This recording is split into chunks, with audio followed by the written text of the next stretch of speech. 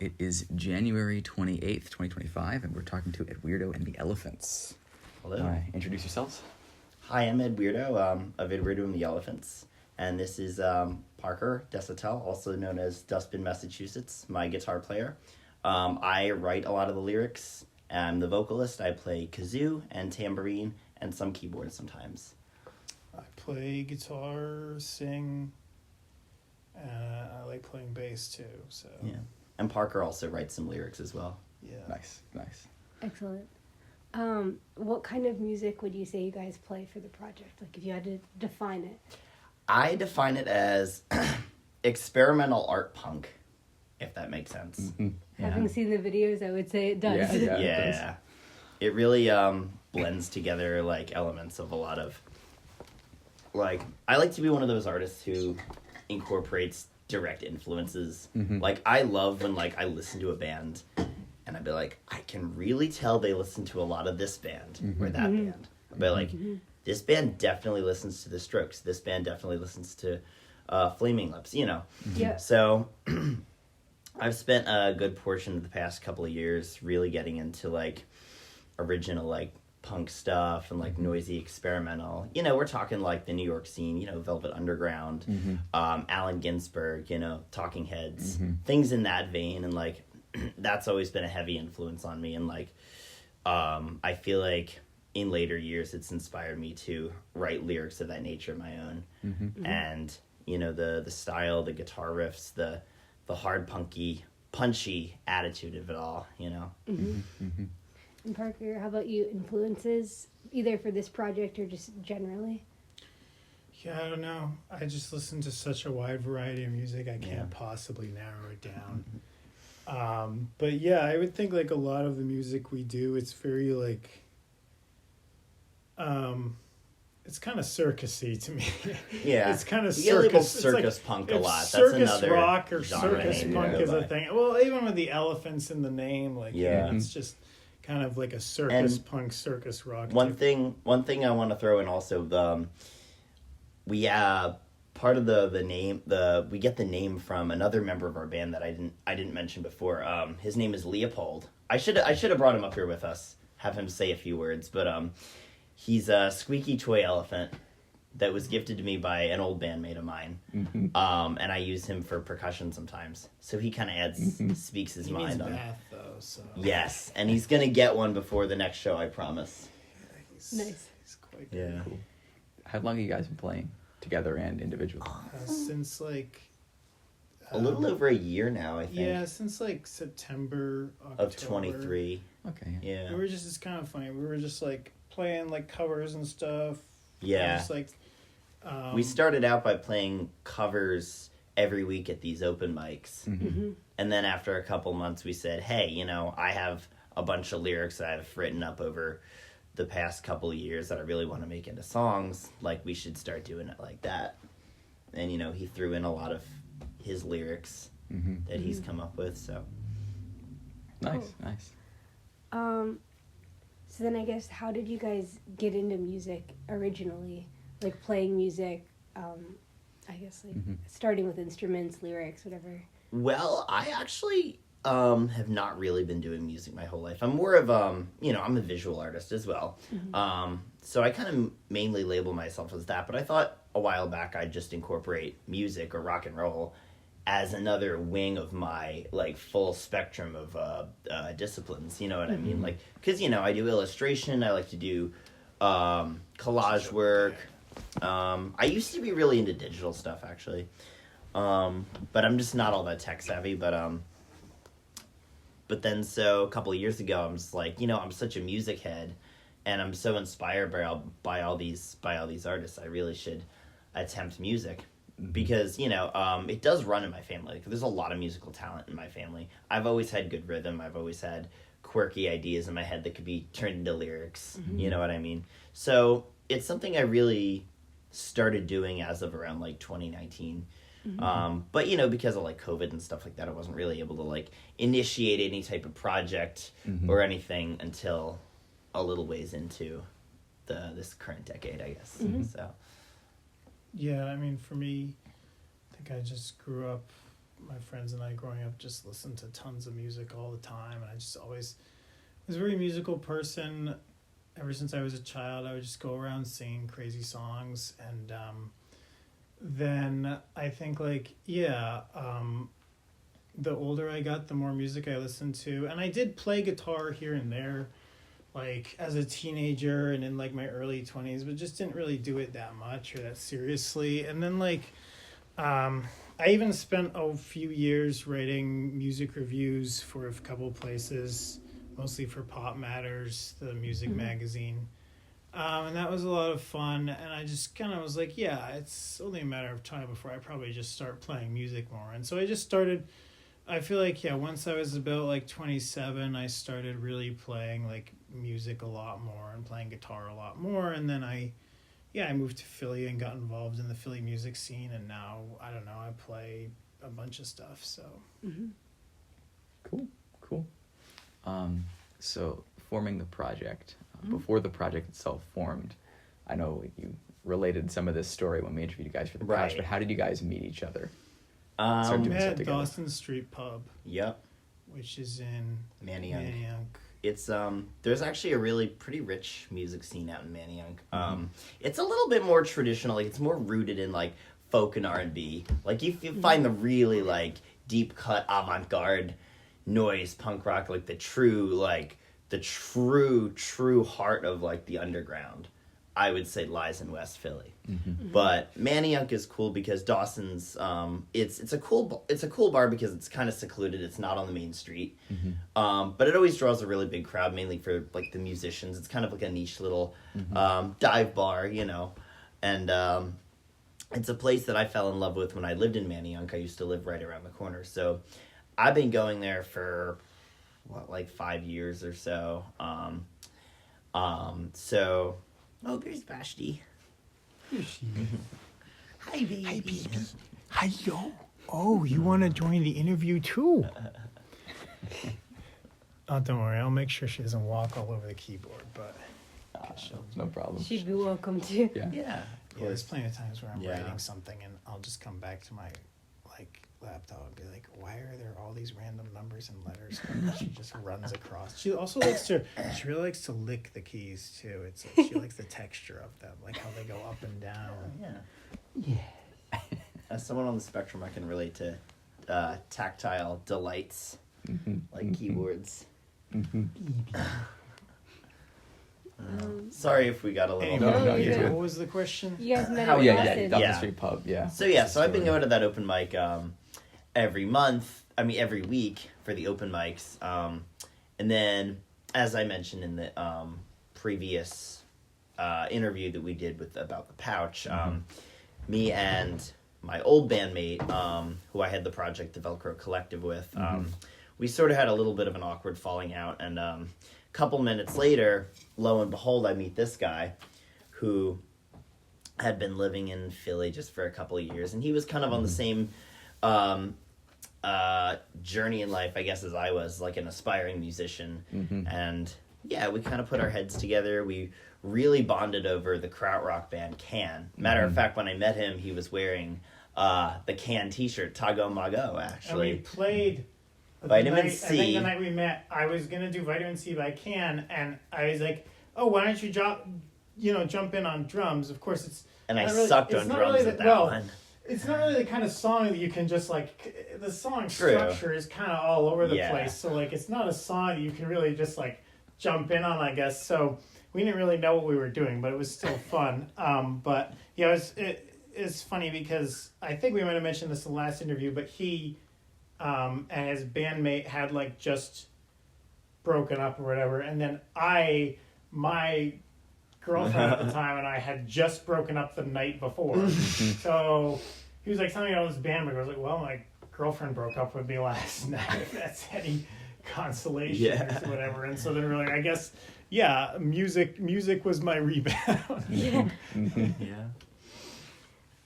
So then, when, why, and how did you form the band then? Going forward from there, you guys met and then.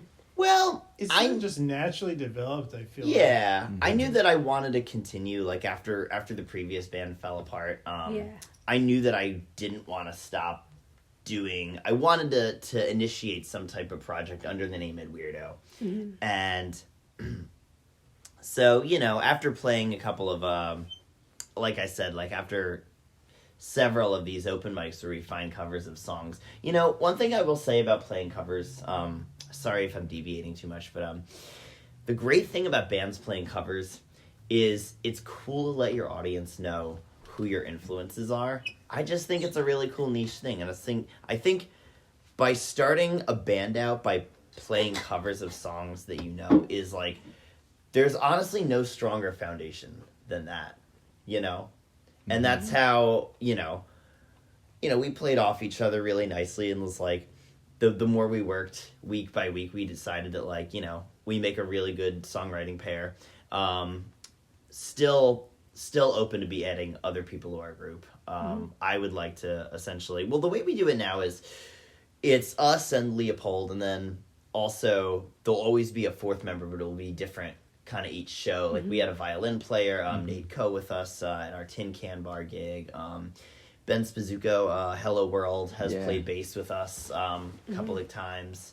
And there have been a couple of other people along the way. But around January, I think it was, last year, we were sitting at his old apartment in Manayunk, and we were like, yeah, like, we get really into this thing. Like, we work really hard for these open mics. It's like, you know, if we work this well with each other, we might as well get a project going.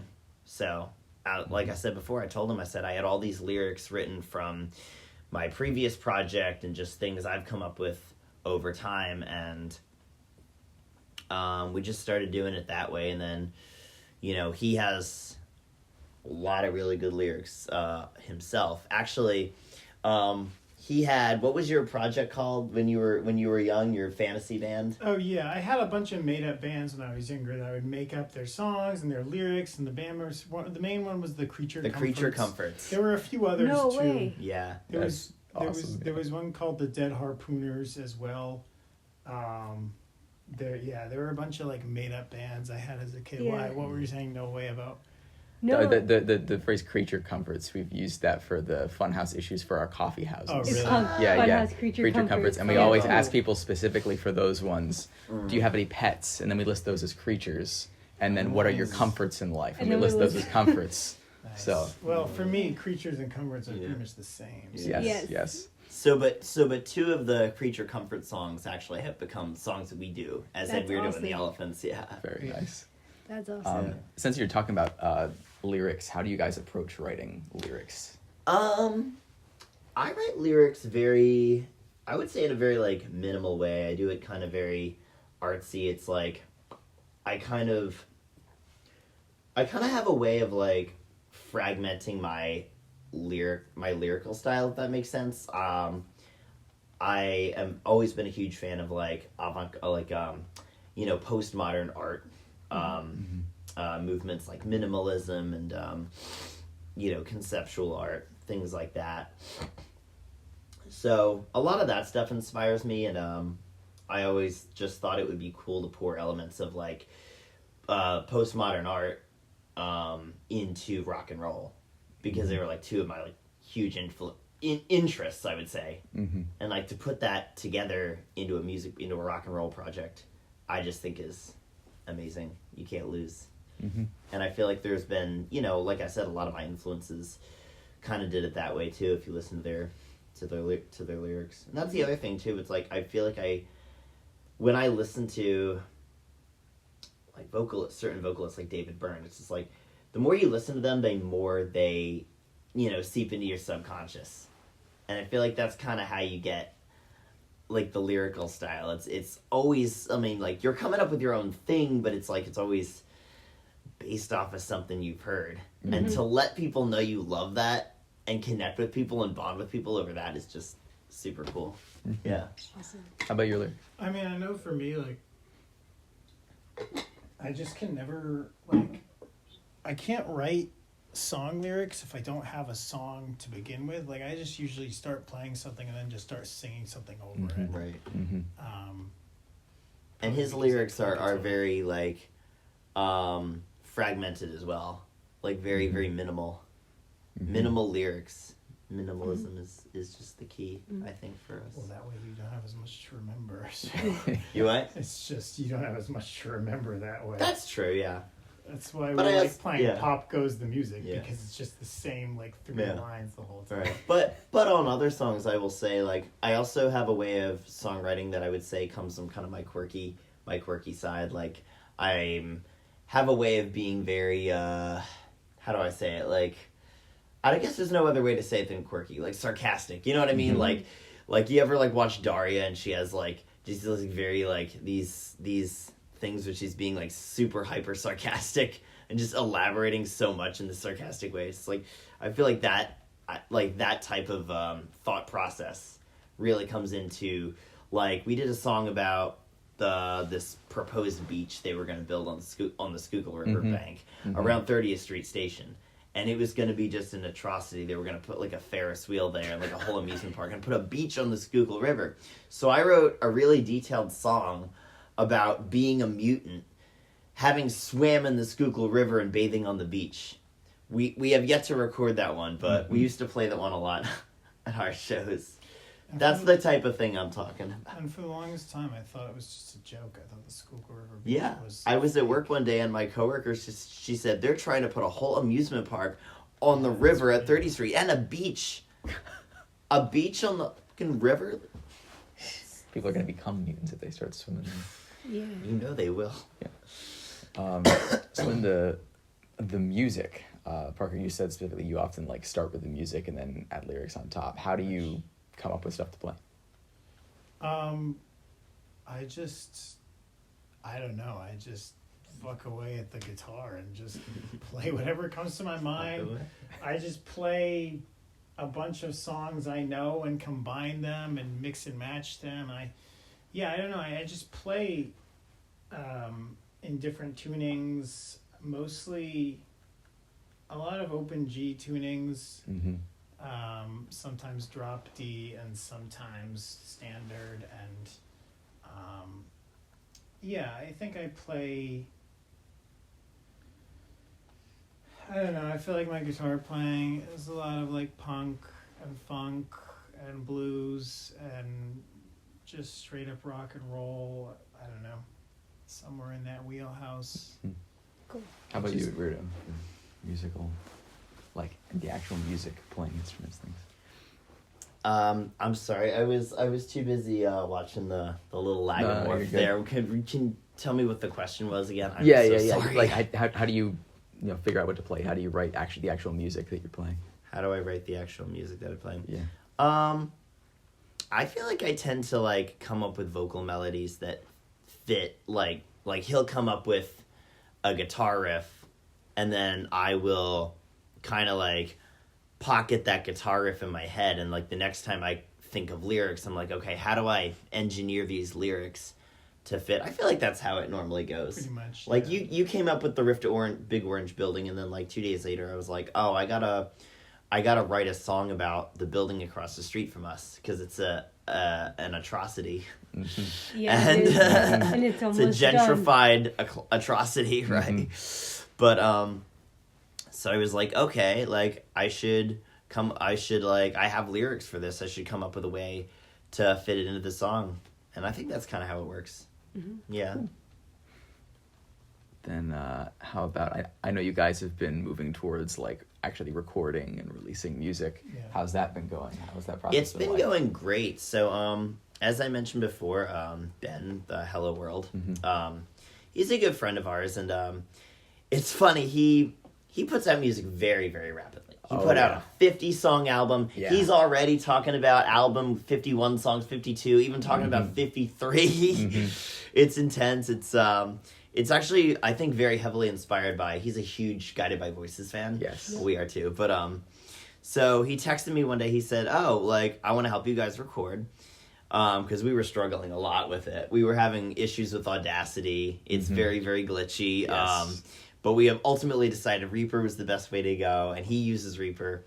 So he comes over, and I'm thinking we're gonna work on like one song, right? We do guitar, vocals, kazoo real quick, and he's like, all right, next song. And we do guitar, vocals, kazoo, all right, next song. 7 fucking songs we cranked out that night. And then we only met a second time just to finish up the things we started.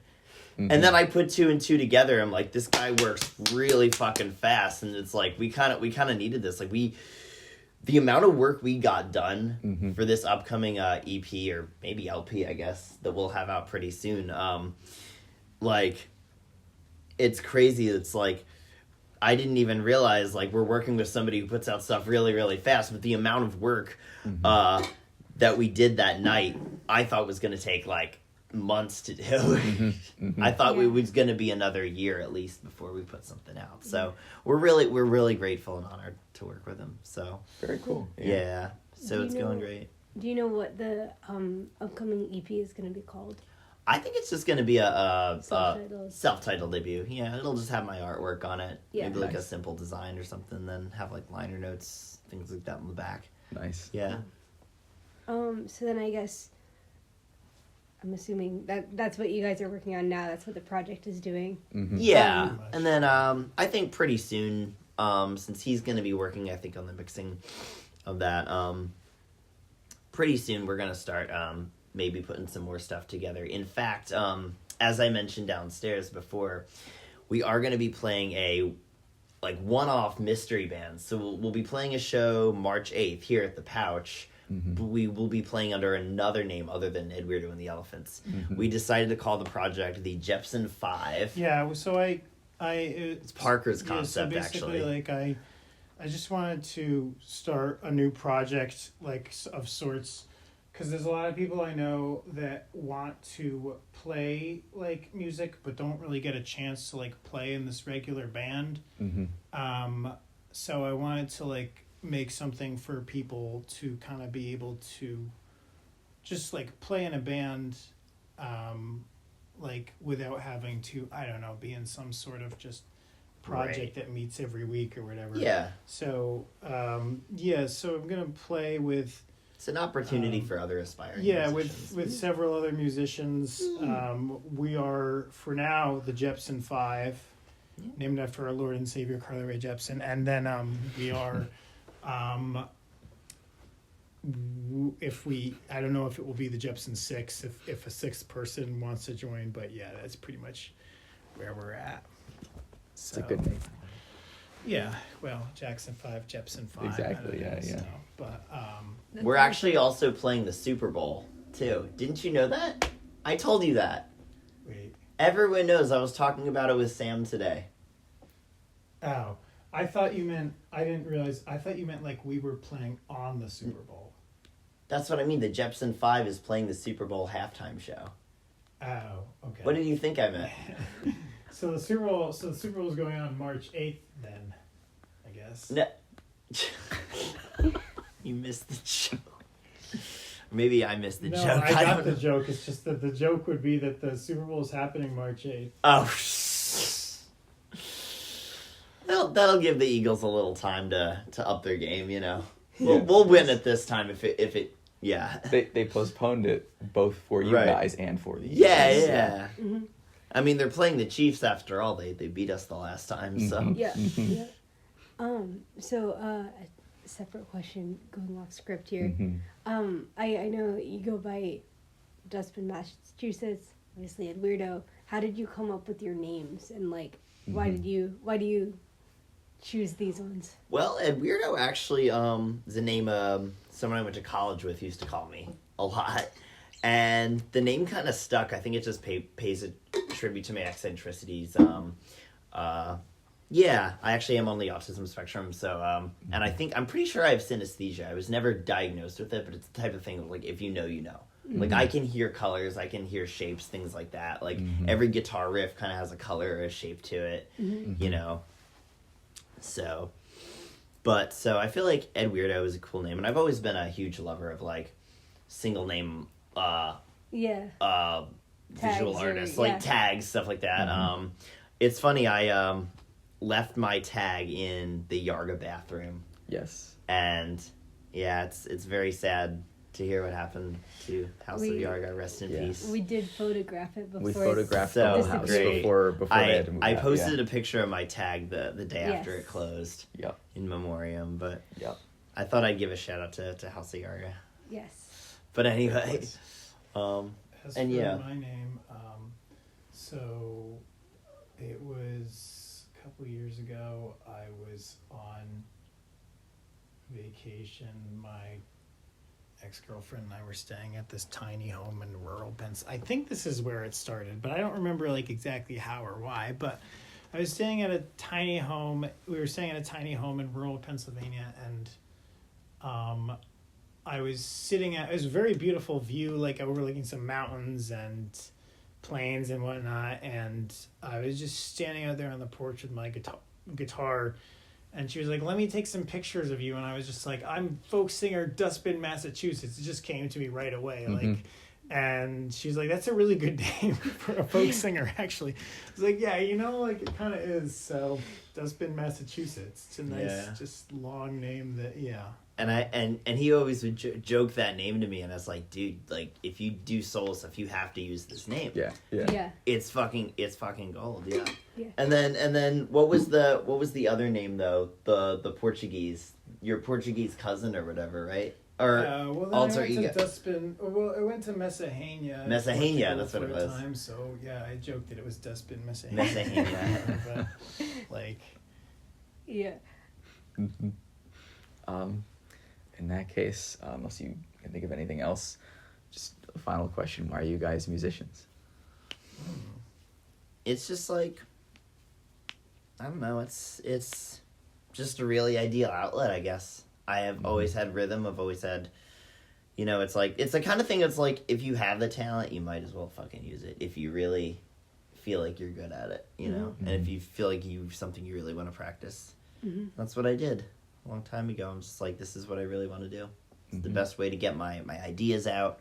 You know, there's always often thoughts I have about modern life. I like to write about modern life also. I feel like most people write from the heart. I write from the mind. Like, you know, you don't hear that many bands, or I guess you do, but like, there's like such a huge community of musicians out there, always have been, who write songs about, you know, relationships, love, and that's all really, really good stuff. There's always been some great music of that category, but like, I feel like music about modern life deserves kind of a shout out too, because there's so many things going on in the world, politically, globally, you know, and I feel like if there's so much going on in the modern world, and there's so much stuff that like aggravates me or makes me feel really, really glad, whatever the fuck, you know, just do it musically, be a rock and roll singer. That's all there is to it. Yeah.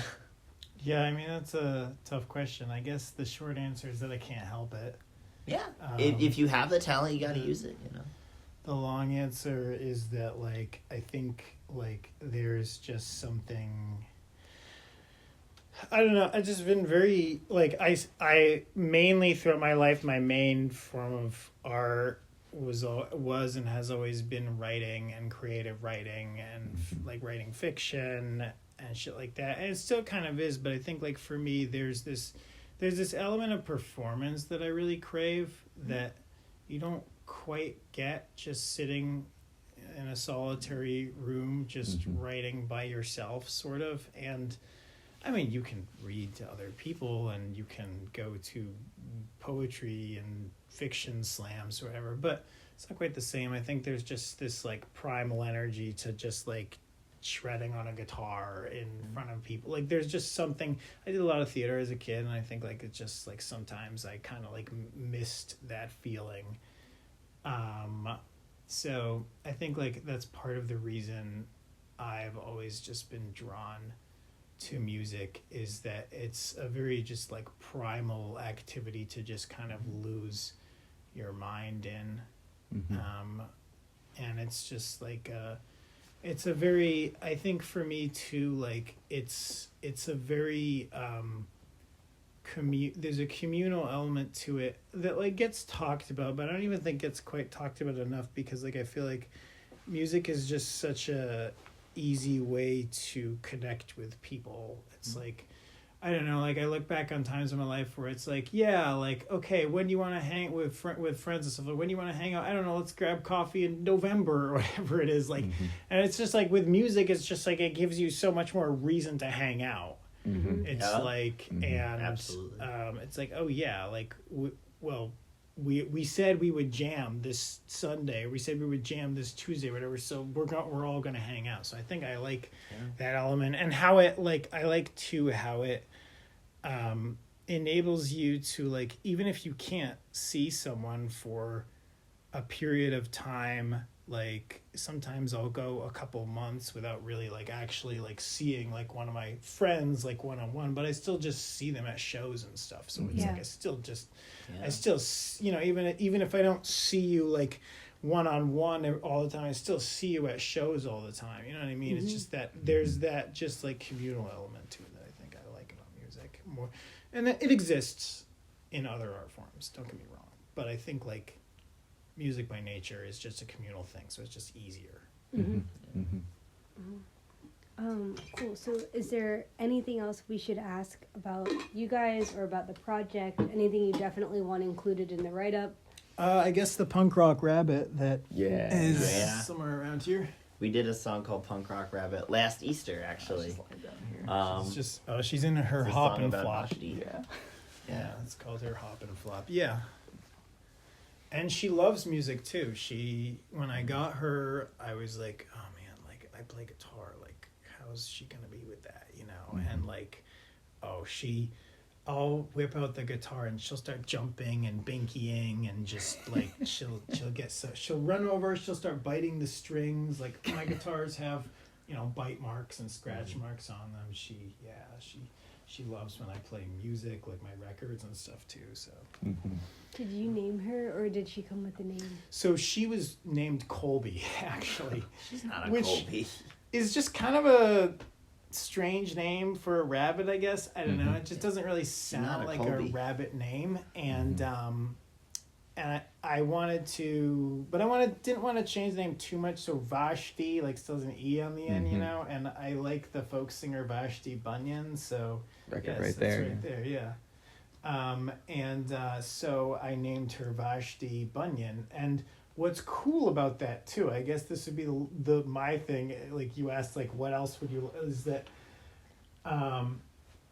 so after that I like posted on my social media like, oh, my new rabbit Vashti Bunyan, and I saw like liked by Vashti Bunyan, and I was like, wait, and I clicked on it and it's the actual Vashti Bunyan. No way. Yeah, she knows that she's like liked a bunch of photos of Vashti on Twitter, so it's probably like, oh wow, somebody just named their rabbit after me. So That's awesome.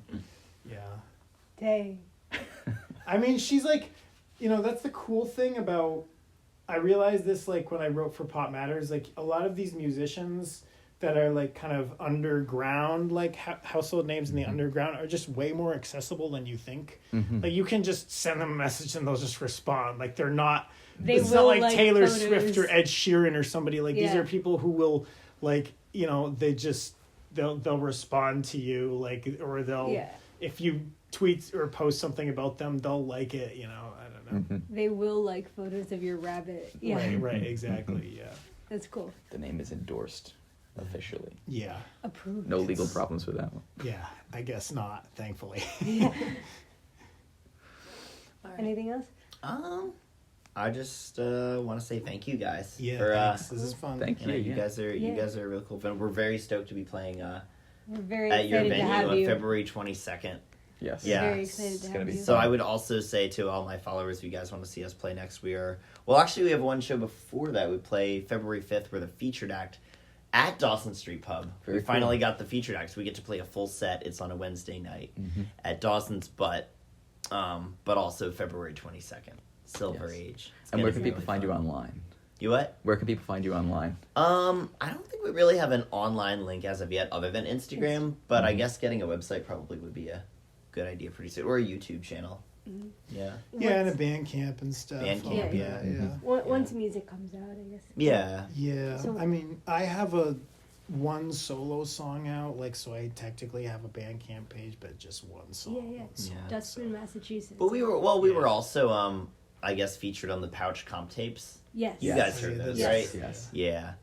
We were featured. I think we had one song, and then I think you had your solo song, "Never Yeah. Move a Mountain." Yeah. Dustbin, Massachusetts, And on we the had comp tape Slug as well. Slaughterhouse on Yeah. there, Yeah, Slug Slaughterhouse, Mm-hmm. which I guess we might, if we want to, we could release that as a single as well. Oh yeah, for Yeah, sure. in future. And just for the record, your Instagram is? It's Edweirdo Music right now, but I suppose Edweirdo and the Elephants will be a good future name. Hopefully Yeah. nobody has claimed it. Yeah. I highly doubt it. I doubt it Yeah. too. Right. I don't know. Yeah. The competition is pretty stiff. There's a new Yeah. band. There's called so Edweirdo and many, the yeah. Elephants Yeah. every day, you know. Cool. So that is the That's end all, of the yeah. recording. Sweet. Thank you Yeah. guys Thank for you guys so talking to much. us. This is It's always awesome, great yeah. to talk to you guys. Yeah.